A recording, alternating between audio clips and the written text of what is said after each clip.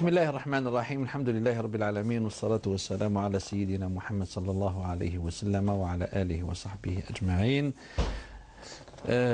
Mesdames, Messieurs, merci d'être fidèles au rendez-vous de votre émission Avis religieux, et j'ai le plaisir d'accueillir le docteur Boualem Djouhri, enseignant à l'université de Bjaïa. Docteur Marhaba bik. Allah yabarak fik, Monsieur Migari.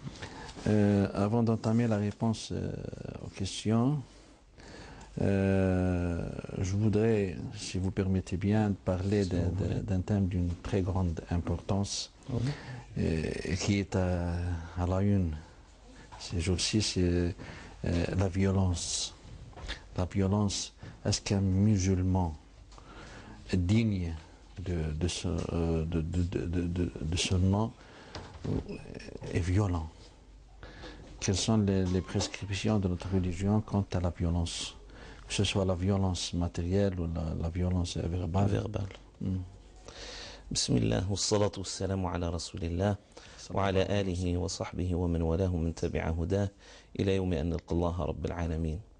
Premièrement, Monsieur Migari, nous sommes tous invités en étant musulmans à prendre le prophète sallallahu alayhi wa sallam comme exemple dans nos comportements, dans notre manière aussi de pratiquer tous les enseignements de notre religion. Le prophète sallallahu alayhi wa sallam n'était pas un homme violent. Au contraire, il était doux, il était bienfaisant envers les autres. Et d'ailleurs, Allah Azza wa Jalla a dit لَقَدْ جَاءَكُمْ رَسُولٌ مِّنْ أَنفُسِكُمْ عَزِيزٌ عَلَيْهِ مَا عَنِتُّمْ حَرِيصٌ عَلَيْكُمْ بِالْمُؤْمِنِينَ رَءُوفٌ رَحِيمٌ. Il était en quelque sorte un être très poli qui se comportait d'une manière très douce avec tous les croyants. Que ce soit les petits, que ce soit les grands, que ce soit envers les femmes, que ce soit envers les hommes, que ce soit envers ceux qui ont une autorité sociale ou ceux qui sont inférieurs aux autres, c'est-à-dire socialement parlant. Il était vraiment doux jusqu'à ce que tous les compagnons du prophète sallallahu alayhi wa sallam se croyaient être les plus proches, chacun d'eux se croyait être le plus proche du prophète sallallahu alayhi wa sallam. Et nous sommes invités à prendre comme exemple ce prophète-là. Lorsqu'Allah Azza wa Jalla nous dit لَقَدْ كَانَ لَكُمْ فِي رَسُولِ اللَّهِ أُسْوَةٌ حَسَنَةٌ لِمَنْ كَانَ يَرْجُو اللَّهَ وَالْيَوْمَ الْآخِرَ وَذَكَرَ اللَّهَ كَثِيرًا. C'est-à-dire, vous les croyants, vous avez comme exemple à prendre le prophète sallallahu alayhi wa sallam si vous voulez, c'est-à-dire le salut d'ici-bas et de l'au-delà aussi.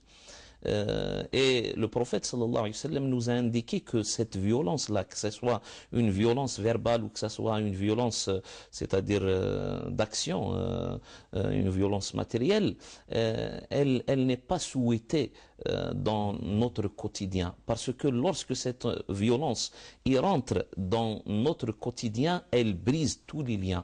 Elle modifie en quelque sorte cette harmonie de vie qui doit être une harmonie, une vie de paix qui va réunir, que ce soit dans nos foyers, que ce soit dans nos quartiers, que ce soit dans toute la société. Le prophète sallallahu alayhi wa sallam nous dit ما دخل الرفق في شيء إلا زانه وما نزع الرفق من شيء إلا شانه.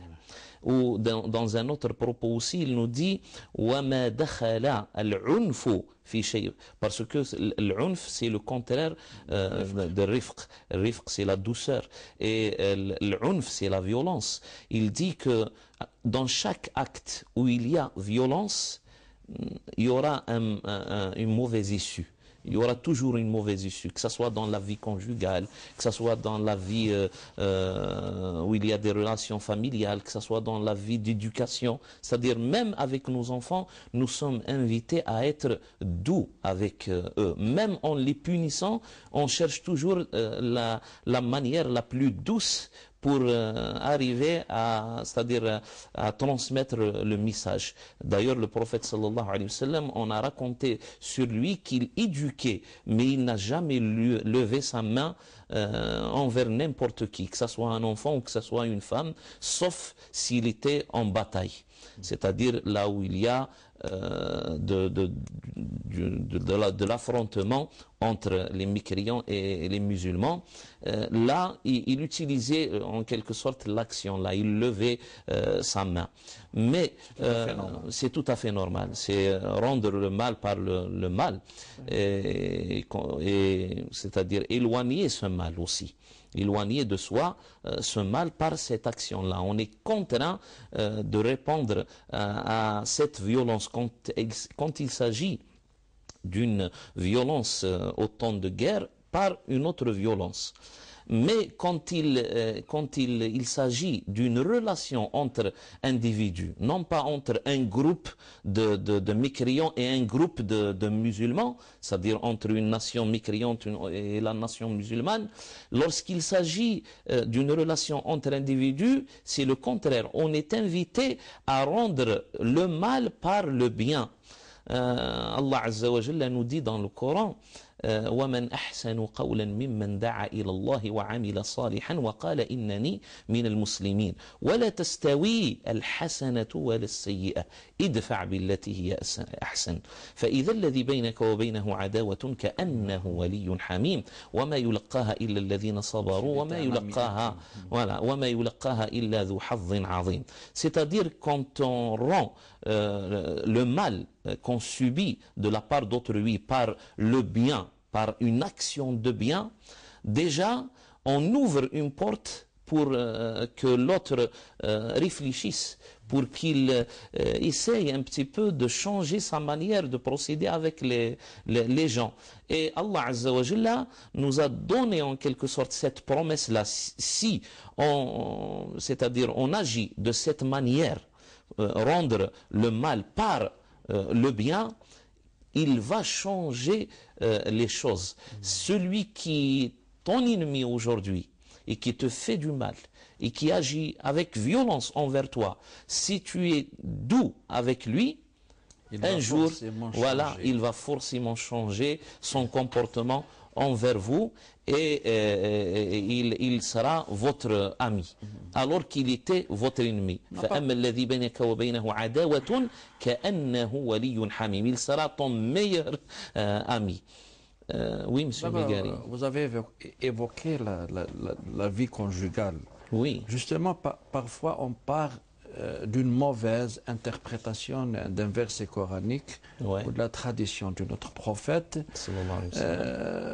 Par exemple, on interprète mal le verset coranique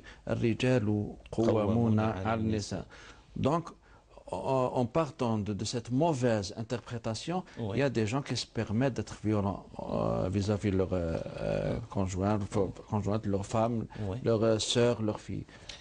Le verset coranique où Allah Azza wa Jalla dit الرجال قوامون على النساء بما فضل الله بعضهم على بعض وبما أنفقوا من أموالهم, c'est-à-dire qu'il en quelque sorte il inflige une responsabilité à l'homme, au mari, pour qu'il prenne ses responsabilités envers sa famille, c'est-à-dire qu'il doit lui subvenir à leurs besoins existentiels et leur donner une protection de cette manière-là, et il guide sa famille.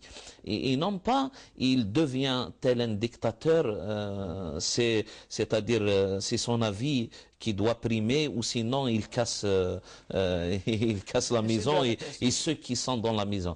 Je me souviens là d'un propos du prophète sallallahu alayhi wa sallam où il parle de quelqu'un qui va venir, c'est-à-dire auprès d'Allah le jour du jugement dernier, et il sera, c'est-à-dire Allah Azza wa Jalla le mettra parmi les grands dictateurs de l'histoire humaine, les pharaons, les jabbarin. Et quand on cherche en quelque sorte quel était son péché, on ne le trouvera jamais en étant quelqu'un qui a guidé peut-être une nation. Non, il a seulement mal guidé sa petite famille. Barakallahu fik. Le prophète sallallahu alayhi wa sallam nous dit Inna ahadakum la yuhsharu yawm al-qiyamati ma'al jabbarin. Les tyrans, avec les tyrans, avec les pharaons, avec les grands dictateurs qui ont semé la terreur sur terre dans l'histoire de l'humanité. Walam yasus illa ahlah. Walam yasus illa ahlah. C'est-à-dire qu'il n'a dirigé dans tout l'ensemble de sa vie que sa femme peut-être et ses enfants. Mais il semait la terreur, il était violent d'une telle manière où la miséricorde, en quelque sorte, Allah Azza wa Jalla a retiré la miséricorde de son cœur jusqu'à ce qu'il arrive à être parmi les tyrans, à être parmi les grands dictateurs au jour du jugement dernier. Concernant la vie conjugale, si on jette un œil comme ça vers le prophète sallallahu alayhi wa sallam, comment qu'il était envers ses femmes, c'est que le prophète sallallahu alayhi wa sallam, même en étant en colère parfois, parce que il vivait une vie d'être humain avec ses femmes, et il y avait des altercations, il y avait des petits problèmes comme ça de couple. Même s'il était en colère, il agissait toujours avec sagesse et avec douceur. Je me souviens de Aïcha qui a brisé, radiyallahu anha, qui a brisé, c'est-à-dire une assiette appartenant à Salama, l'autre femme du prophète sallallahu alayhi wa sallam, et devant les invités du prophète sallallahu alayhi wa sallam, et le prophète alayhi wa sallam s'est mis à quatre pattes par terre comme ça pour ramasser les débris et la nourriture, et en mettant un coup d'œil vers ses compagnons, c'est-à-dire les invités, en leur disant Gharat ummukum, c'est-à-dire qu'elle a agi par un sentiment de jalousie. Et après que ces invités ont pris leur route, par sa nature d'une femme. Par sa nature d'une femme. Après que les invités, c'est-à-dire sont allés, qu'est-ce qu'il a fait à Aïcha? Est-ce qu'il l'a battue? Est-ce qu'il l'a... Il est allé chez elle en lui disant « Oh Aïcha, tu as brisé, tu as cassé la tabsiya pour Salama, soit tu lui rembourses, voilà, soit tu lui rembourses son assiette, soit tu lui donnes ton assiette à toi. » Et il s'est tué, alayhi salatu wassalam, en laissant Aïcha en quelque sorte avoir des remords intérieurs. C'est elle qui s'est corrigée soi-même en quelque sorte. Et c'était la manière avec laquelle le prophète sallallahu alayhi wa sallam toujours agissait. Et un jour où Maria, la copte, la qibtiya, une des femmes du prophète sallallahu alayhi wa sallam, l'a mis en colère aussi, il a dit lawla al-qisasu yawm al-qiyamati la awja'tuki, avec quoi? Bihadha as-siwak. S'il n'y avait pas en quelque sorte le jour du jugement dernier le fait que Allah Azza wa Jalla tienne en considération toutes les offenses envers, c'est-à-dire des uns envers les autres, je t'aurais peut-être puni avec quoi? Avec ce siwak. C'est-à-dire, est-ce qu'il va faire mal? Et puis, il ne l'a pas fait. C'est-à-dire, il n'a même pas levé sa main, même avec le siwak, pour la frapper. Et un jour, il y a des compagnons du prophète sallallahu alayhi wa sallam qui ont écouté le prophète alayhi wa sallam réciter un verset coranique. وَالَّتِي تَخَافُونَ نُشُوزَهُنَّ فَعِظُوهُنَّ واهجروهن في المضاجع واضربوهن فإن أطعنكم فلا تبغوا عليهن سبيلا. Ils ont mal compris cette manière-là d'agir avec leur femme, si elle a fauté ou s'il y a un malentendu entre les époux, Allah Azza wa Jalla a dit alors wadribuhunna, frappez-les. Et ils ont battu quelques-unes de leurs femmes. Et ces femmes-là se sont rendues chez le prophète sallallahu alayhi wa sallam pour raconter ce qu'il leur est arrivé. Et le prophète sallallahu alayhi wa sallam a fait une khutbah dans ce sens, où il a dit, un prêche, où il a dit La yadribu khiyarukum. Les meilleurs d'entre vous ne frappent jamais, ne lèvent jamais la main, c'est-à-dire envers leurs femmes, ou soit même envers leurs petits, c'est-à-dire leurs enfants. D'ailleurs, Abdullah ibn Abbas et Anas ibn Malik, il a vécu une dizaine d'années en étant en quelque sorte le serviteur du prophète sallallahu alayhi wa sallam, de son plein gré, et le plein gré de sa mère, qu'il a donné comme serviteur pour le prophète sallallahu alayhi wa sallam. Il a dit, j'ai vécu 10 ans avec le prophète sallallahu alayhi wa sallam, et jamais un jour je l'ai vu c'est-à-dire lever sa main envers quiconque, ni envers moi, malgré que je faisais des bêtises. Il m'a jamais dit pourquoi tu as fait ça ou tu n'as pas fait ça, c'est-à-dire il ne m'a jamais châtié, il ne m'a jamais sanctionné telles les sanctions qu'on vit aujourd'hui. C'est-à-dire, dans notre manière d'élever nos enfants aussi, il faut qu'on fasse attention, parce que lorsque la violence règne dans une maison, entre le mari et sa femme, et entre les parents et les enfants, cette manière d'éducation-là, ce jeune-là, qui est adolescent, qui va sortir dans la rue, n'aura aucune autre alternative pour régler ces problèmes que de rentrer en violence avec les autres, que ce soit dans la politique, que ce soit dans le sport, que ce soit dans le social, que ce soit à l'école, c'est-à-dire il a été éduqué d'une manière à ce qu'il comprenne que on ne règle ces problèmes qu'avec la violence. Alors que le prophète alayhi salam a dit ma dakhala ar-rifqu fi shay'in illa zana wa ma dakhala al-'unfu fi shay'in illa shana. Sallallahu alayhi wa sallam. Merci, docteur. On commence à répondre aux questions. Oui, si vous voulez. Abdelrazak Akroun de France. Ouais. Salam alaikum. S'il vous plaît, j'ai une question à vous poser. J'habite en France et toutes les fatwas Voilà. pour les crédits bancaires pour accéder à la propriété m'intéressent. Ouais. Un imam à la mosquée a dit qu'il y a des savants musulmans qui disent on peut faire un crédit bancaire pour acheter un bien immobilier qui ne dépasse pas les 54 mètres carrés. C'est-à-dire qu'ils ont précisé quelle est la superficie à ne pas dépasser. Voilà, car on ne peut pas dépenser 45% de son salaire à vie pour le loyer. Cher, ma question est la suivante. Est-ce qu'un prêt immobilier avec intérêt est haram? Si sinon, dans quel cas nous pourrions faire un prêt? Allah barak. Bon, un crédit ou un prêt avec intérêt est toujours appelé usure, c'est-à-dire riba. C'est la règle. C'est la règle. Tout crédit qui engendre intérêt, tout prêt avec intérêt qui engendre un intérêt matériel, c'est-à-dire c'est du riba, c'est de l'usure. Et l'usure est interdit par l'islam, par le Coran, par la Sunna, par le consensus des savants de l'islam.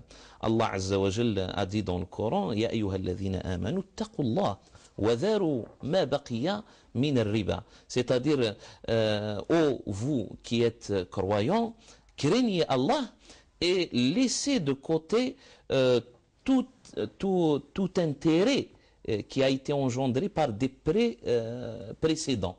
ذروا ما بقي من الربا. Il faut s'en débarrasser. Il faut s'en débarrasser, il n'y a pas d'intérêt. In kuntum mu'minin, si vous êtes vraiment des croyants.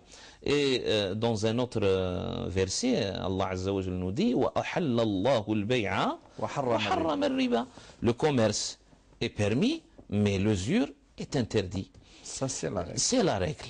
Mais lorsque il y a quelqu'un qui est dans la contrainte, ضرورة, dans la nécessité, l'haja, là, peut-être qu'il lui est permis de prendre un prêt pour, en quelque sorte, se débarrasser de cette contrainte ou de cette nécessité. Et dans ce sens-là, le Conseil européen de la fatwa, qui abrite beaucoup de savants de toute nationalité du monde musulman, ont émis, ce conseil-là a émis cette fatwa que pour l'immobilier, c'est-à-dire pour s'approprier une maison, pour s'approprier un appartement, un abri, ou mettre ses enfants, c'est-à-dire en toute sécurité, pour l'acheter, ça sera permis par la règle de jurisprudence islamique, le qaïda al-fiqhiyya al-usuliyya, qui dit al-dharurat tubihu al-mahdhurat, c'est-à-dire les contraintes et les nécessités permettent quelques interdits, peuvent permettre quelques interdits. Et puis il y a une autre règle qui dit wal-hajatu تنزل بمنزلة الضرورة, c'est-à-dire في إباحة المحظورات, تنزل بمنزلة الضرورة, c'est-à-dire s'il y a une nécessité, cette nécessité-là peut devenir une contrainte, c'est-à-dire on peut la considérer telle une contrainte. Et en voyant aussi la situation des musulmans dans les pays où ils sont, c'est-à-dire ils sont là-bas minoritaires, il y avait pendant des décennies comme ça, peut-être 30, 40 ans, des fatwas qui ont freiné un petit peu l'évolution de la communauté musulmane. C'est-à-dire que les musulmans s'y trouvaient en Europe, en Amérique, etc. Mais ils ne pouvaient pas y accéder à la c'est-à-dire à avoir dans leur propriété, c'est-à-dire à la propriété. Alors que accéder à la propriété donne beaucoup d'avantages à cette communauté-là pour qu'elle s'attribue à elle-même des écoles, des lycées, peut-être des universités, des centres islamiques, des mosquées, etc. C'est-à-dire que cette communauté-là est restée un petit peu lésée par rapport à la question de s'approprier des biens, du foncier, etc. Pour cela, ce Conseil européen de la fatwa a émis cette fatwa, mais avec cette précision-là. Oui, M. Migari? Non, pour préciser, précision, avant le Conseil européen, Cheikh Ahmed Hammani, on lui a posé la même question. Très bien. Est-ce qu'on peut acheter une maison à l'aide d'un prêt bancaire avec intérêt? Ouais. Il a oui, s'il y a contrainte, parce que s'il y a contrainte, une maison est toujours, un appartement est toujours une contrainte. Voilà. Une contrainte. Il a il a répondu, c'est-à-dire en affirmant qu'il est permis. Alhamdulillah. Et dire aussi qu'il ne faut pas dépasser une certaine superficie, ce n'est pas par rapport à la superficie. Là, notre frère, comme j'ai entendu, il a dit ne dépassons pas 54 mètres carrés. S'il y est beaucoup plus aux besoins par rapport à une maison conformément aux enseignements de l'islam. Moi, je peux aller même très loin dans ça, c'est qu'un musulman peut aller jusqu'à s'approprier même un F6, s'il le veut, c'est-à-dire avec 6 chambres. Pourquoi? Parce que les enseignements de l'islam ne peuvent s'appliquer qu'avec une maison qui est vaste, Et d'ailleurs, parmi les 4 choses qui donnent du bonheur, le prophète sallallahu alayhi wa sallam les a citées: arba'un min as-sa'ada, al-bayt al-fasih, wal-markab al-murih, wal-hani al-murih, wal-jar al-salih, wal-zawj al-salih. C'est-à-dire parmi les 4 choses qui donnent du bonheur ici-bas, bien sûr. Par rapport à quelques propos du prophète sallallahu alayhi wa sallam aussi, et au raisonnement logique. Il n'y a pas lieu de sa superficie. Voilà, il tient lieu c'est-à-dire du nombre des chambres, si vous voulez. Parce qu'il y a la chambre des parents. Peut-être qu'il y a les grands-parents aussi, c'est-à-dire une deuxième chambre.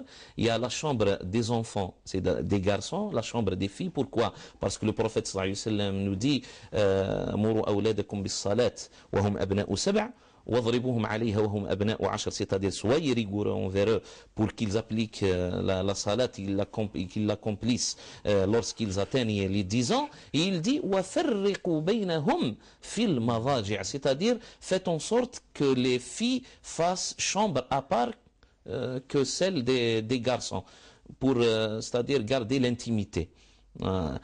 C'est-à-dire qu'il y a 2 chambres au moins pour les enfants, une chambre pour les parents, une chambre peut-être pour les grands-parents, et au moins une chambre pour les invités, et puis un salon. C'est ce qui veut dire un F6. L'essentiel, c'est-à-dire dans cette manière-là de réfléchir, il faut avoir un abri où tu es rassuré par rapport au futur de tes enfants. Voilà. Bonjour, je vous remercie pour l'émission et pour toutes vos explications qui nous sont très bénéfiques. J'aimerais bien, si c'est possible, que vous me donniez le jugement de l'islam, le hukm avec dalil, d'écouter de la musique et de jouer de l'instrument mandol, car j'ai entendu dire que tout ça s'appelle ma'azif et c'est haram. Je sais pas. Mon frère, j'ai lu cette question lorsqu'elle est arrivée, je le salue, Samir, c'est ça? Samir, oui. Ouais, Samir, c'est de Banioli. Je l'ai eu même au téléphone. C'est-à-dire, c'est quelqu'un qui s'intéresse à la musique. Et il essaye aussi de pratiquer. Le fait de dire que la musique est illicite, haram, ou le chant haram, c'est un peu exagéré. Pourquoi?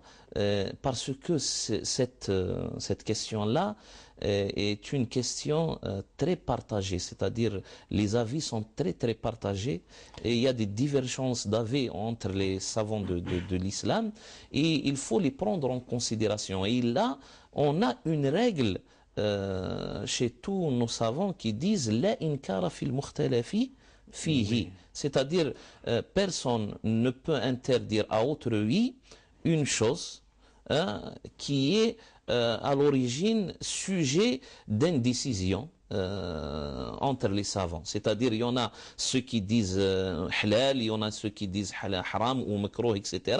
Alors lorsqu'il s'agit d'une question comme ça où là les avis sont partagés, on ne peut pas prendre vraiment une décision et même, c'est-à-dire le jugement pour interdire beaucoup plus. C'est-à-dire on ne peut pas interdire une chose lorsqu'il y a des avis partagés. Concernant le chant a existé depuis l'existence de l'être humain. Et puis il a existé pendant la vie du prophète sallallahu alayhi wa sallam. Et le prophète alayhi salatu salam l'a permis. Surtout, il l'a, c'est-à-dire souhaité même. Il n'a pas seulement permis, mais il y a des moments où il l'a souhaité.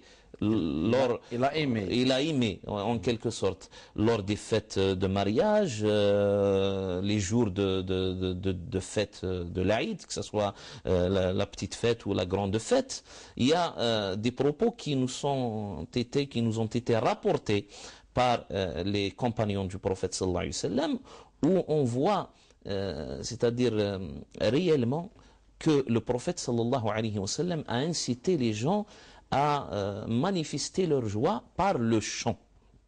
D'ailleurs, il y a un propos très célèbre où le prophète sallallahu alayhi wa sallam, en marchant dans les, c'est-à-dire les voies de Médine, les rues de Médine, a rencontré un groupe de gens en cortège, mais qui étaient, c'est-à-dire ils étaient tous muets, c'est-à-dire ils manifestaient pas la joie. Le prophète sallallahu alayhi wa sallam, En silence. c'est en silence.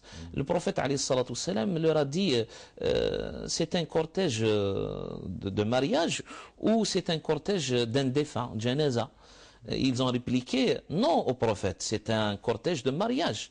Et le prophète alayhi salam leur a dit Halla a'lantum alayhi bid-dufuf. Et pourquoi vous n'avez pas manifesté votre joie pour que les gens sachent que c'est un cortège de mariage, c'est une mariée que vous allez en quelque sorte ramener chez son mari.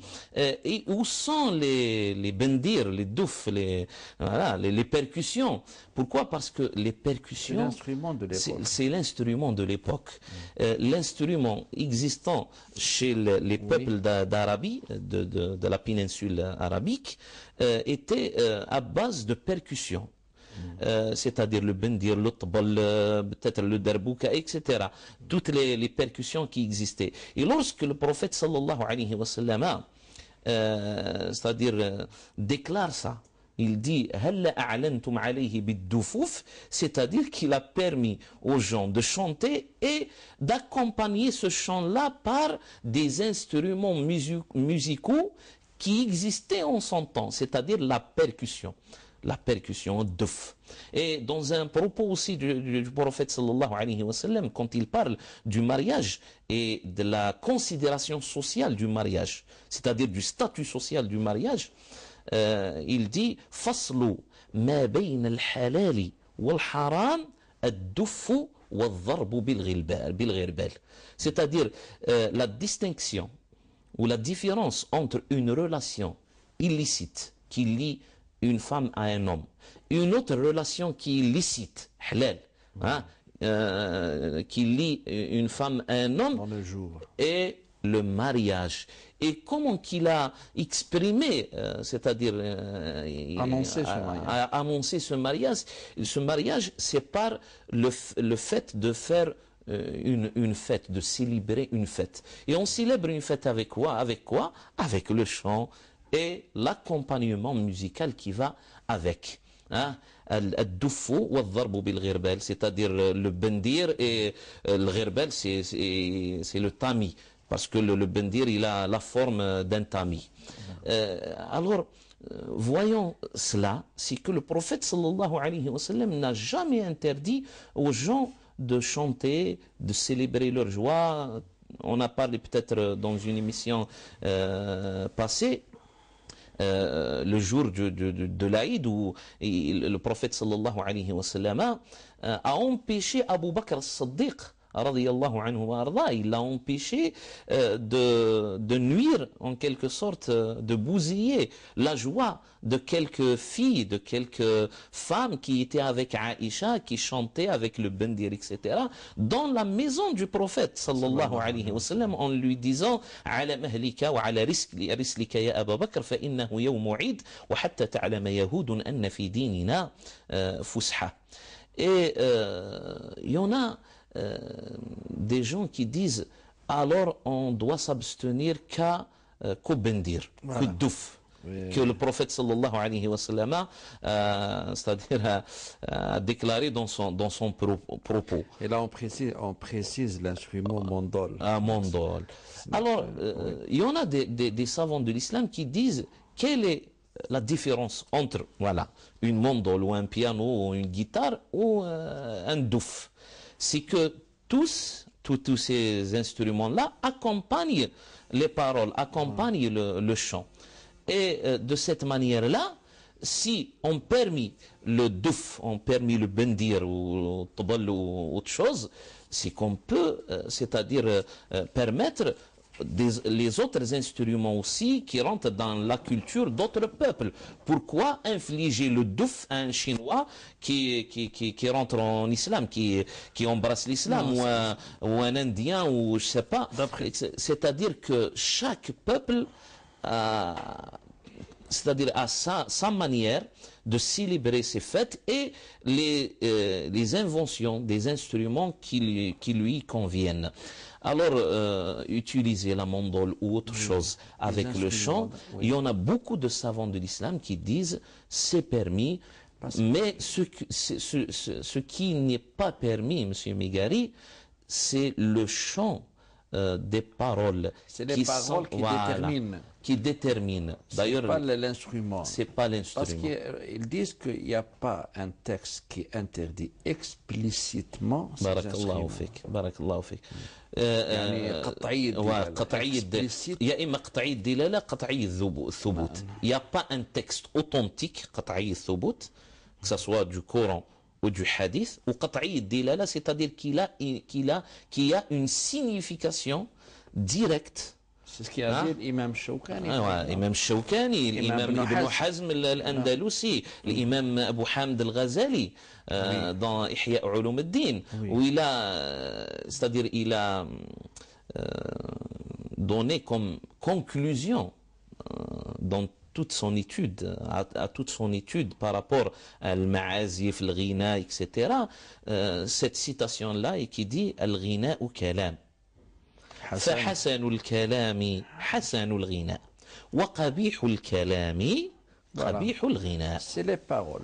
Les paroles qui, en fonction des paroles. En fonction des paroles. C'est les paroles qui guident l'illicite ou l'illicite. Et d'ailleurs, le prophète sallallahu alayhi wa sallam nous a donné une règle dans ce sens. Une fois, lorsque les compagnons, lui et ses compagnons, creusaient le Khandaq, c'est-à-dire le tranché aux alentours de Médine, ils travaillaient, puis il y avait quelques filles qui récitaient, qui chantaient, des poèmes, yughannina ash'aran. Et le prophète sallallahu alayhi wa sallam écoutait cela, jusqu'à ce qu'elle arrive à, c'est-à-dire un petit passage où ils disent waladayna rasulullahi ou indana rasulullahi ya'lamu ma fi ghadi. C'est-à-dire on a un prophète qui sait ce qui va se passer demain. Le prophète sallallahu alayhi wa sallam leur a dit non.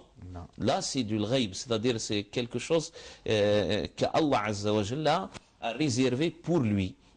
Sauf qu'il donne quelques informations pour quelques-uns de ses prophètes. Il leur a dit non, laissez ça de côté et retournez à ce que vous étiez chanté, vous aviez chanté auparavant.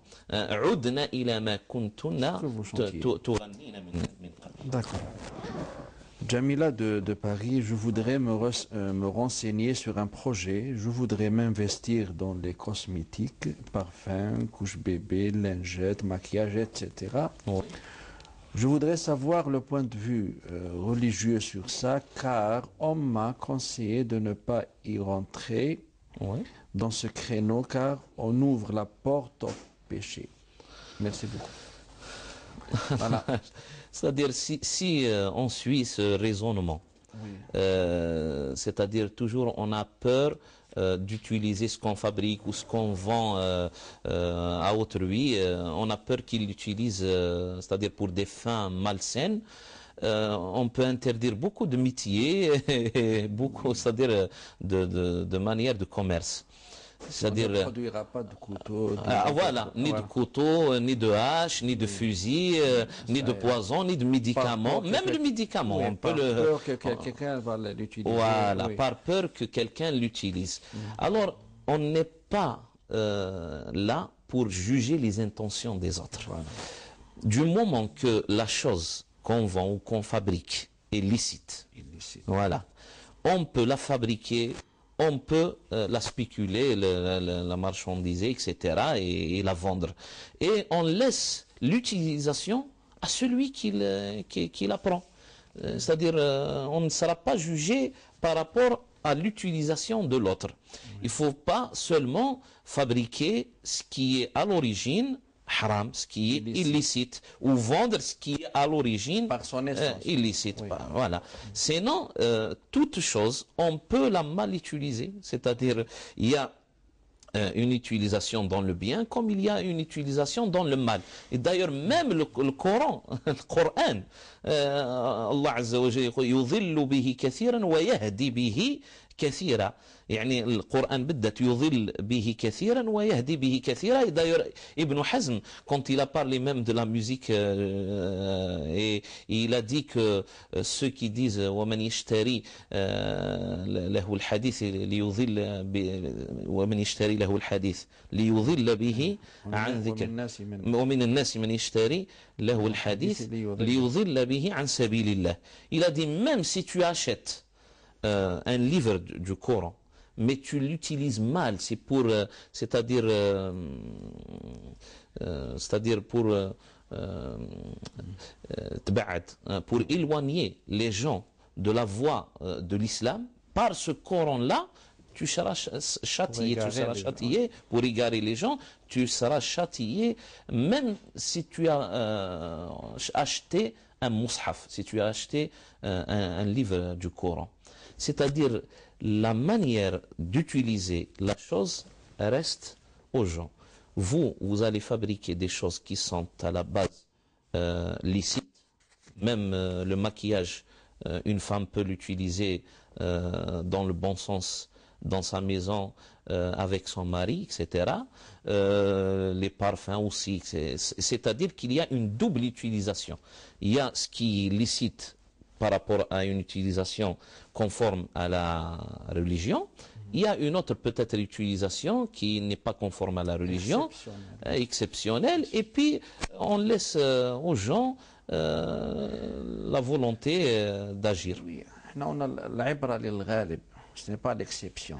Barakallahu fi. Oui, la prescription, elle prend en considération la généralité. La généralité, ce n'est pas l'exception. Ouais. De Farid Azouz de Toulouse, je suis père de famille de 4 enfants et il vit en France. Mon problème est que ma femme ne me parle plus depuis plus de 2 ans. Et elle fait chambre à part, mais elle prépare à manger pour toute la famille, y compris pour moi. Des gens lui ont conseillé de se réconcilier avec moi, mais sans résultat. Est-ce que je dois la répudier et me divorcer d'elle, ou continuer à mener cette vie, car la loi française n'autorise pas la polygamie? Ah, c'est à vous, mon frère Farid, c'est ça? Oui. C'est à vous de juger par rapport à votre situation, à votre état. Bon, premièrement, on peut conseiller cette femme pour qu'elle se réconcilie avec son mari et qu'elle ne reste pas dans le péché, parce que par cette manière-là, elle est dans le péché depuis plus de 2 ans. Et le prophète sallallahu alayhi wa sallam nous dit أيما امرأة ناداها زوجها إلى الفراش فأبت أن تلبيه تظل الملائكة تلعنها حتى تصبح. C'est-à-dire celle qui ne parle plus à son mari, celle qui ne pratique pas en quelque sorte sa vie conjugale légitimement comme il se doit, من غير ما بأس, c'est-à-dire elle n'a pas vraiment une excuse, une justification, c'est-à-dire qu'elle subit la malédiction des anges. Les anges demandent auprès d'Allah toutes les nuits jusqu'à ce que le matin où le soleil se lève, ils demandent auprès d'Allah la malédiction pour qu'elle tombe sur cette femme. Alors, c'est-à-dire, ma sœur, si vous êtes à l'écoute, on vous conseille de vous réconcilier. Bien sûr, je ne dis pas de demander pardon à votre mari, mais je dis de vous réconcilier avec votre mari.